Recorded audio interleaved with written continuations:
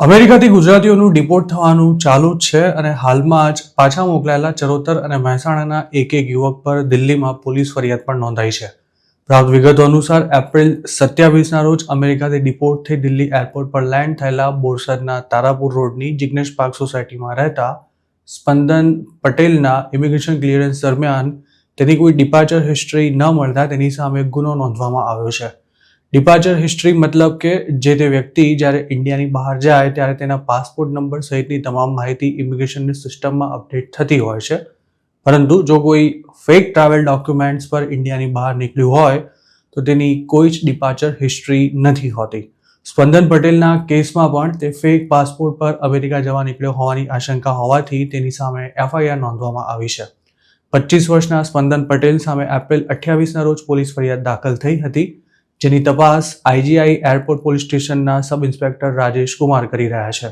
સ્પંદનની જેમ જ મહેસાણાના આંબલિયાસણના જીલ પટેલને પણ એર ઇન્ડિયાની ન્યુયોર્કથી દિલ્હી જતી ફ્લાઇટમાં રવાના કરવામાં આવ્યો હતો.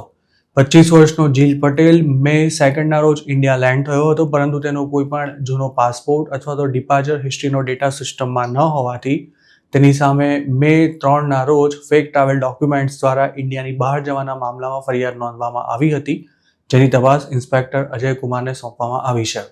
આ બંને કેસમાં આરોપીઓ સામે ભારતીય ન્યાય સંહિતાના સેક્શન 318(4) અને 319(2) તેમજ પાસપોર્ટ એક્ટના સેક્શન 12 હેઠળ ફરિયાદ નોંધવામાં આવી છે.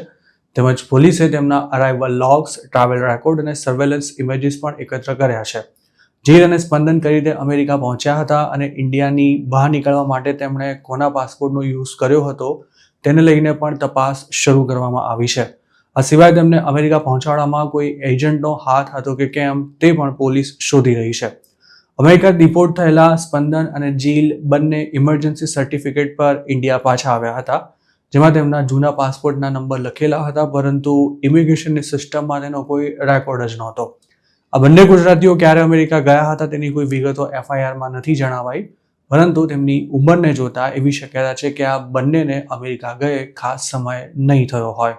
ટ્રમ્પે ફેબ્રુઆરી 5થી લઈને ફેબ્રુઆરી 23 સુધીમાં જે 4 ડિપોર્ટેશન ફ્લાઇટ્સમાં કુલ 74 ગુજરાતીઓને પાછા મોકલ્યા હતા, તેમાંથી એકેયની સામે તે વખતે પોલીસ ફરિયાદ નહોતી નોંધાઈ કે ન તો કોઈ એજન્ટ સામે પણ તપાસ થઈ હતી. જોકે હવે જે એકલ દોકલ લોકો લગભગ રોજે રોજ અમેરિકાથી પાછા આવી રહ્યા છે તેમની કડક તપાસ કરવામાં આવી રહી છે અને આવા લોકો જો ફેક પાસપોર્ટ પર અમેરિકા સુધી પહોંચ્યા હોય તો તેમની સામે ફરિયાદ પણ નોંધવામાં આવી રહી છે. સૂત્રોનું માનીએ તો ફેક પાસપોર્ટ પર હાલ પણ ગુજરાતીઓને કેનેડાવાળી લાઇનથી યુએસ મોકલવામાં આવી રહ્યા છે, જેમાં કડીનો એક એજન્ટ મુખ્ય ખેલાડી હોવાની પણ બજારમાં ચર્ચા છે. આ એજન્ટે ડિપોર્ટેશન ફ્લાઇટ્સ આવ્યા બાદ પણ પોતાના ઘણા પેસેન્જર્સને ડુપ્લિકેટ પાસપોર્ટ પર કેનેડાની ફ્લાઇટ્સમાં રવાના કરી તેમને બોર્ડર ક્રોસ કરાવી છે. સૂત્રોનો ત્યાં સુધીનો દાવો છે કે કેનેડાના વિઝા સ્ટીકર લાગેલા બીજા કોઈના પાસપોર્ટમાં ફોટોગ્રાફ સહિતની વિગતો ચેન્જ કરી આ એજન્ટ અત્યાર સુધી સેંકડો લોકોને અમેરિકા પહોંચાડી ચૂક્યો છે અને ટ્રમ્પે શપથ નહોતા લીધા તે પહેલા તેનો ધંધો ધમધોકાર ચાલતો હતો.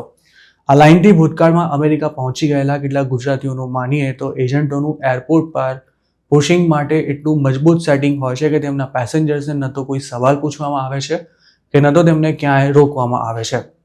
તો બીજી તરફ હાલ મેક્સિકો બોર્ડર પરથી પણ એકલ દોકલ લોકો ક્રોસિંગ કરી રહ્યા હોવાનું જાણવા મળી રહ્યું છે. જોકે ડિપોર્ટેશન ફ્લાઇટ્સ બંધ થઈ જતા હાલ જે લોકો પાછા આવી રહ્યા છે તેમની કોઈ માહિતી બહાર ન આવતી હોવાથી એજન્ટો માર્કેટમાં એવી હવા ફેલાવી રહ્યા છે કે હવે બધું રાબેતા મુજબ ચાલુ થઈ ગયું છે અને ઘણા એજન્ટોએ પોતાના ભાવમાં પણ જંગી વધારો કરી નાખ્યો છે.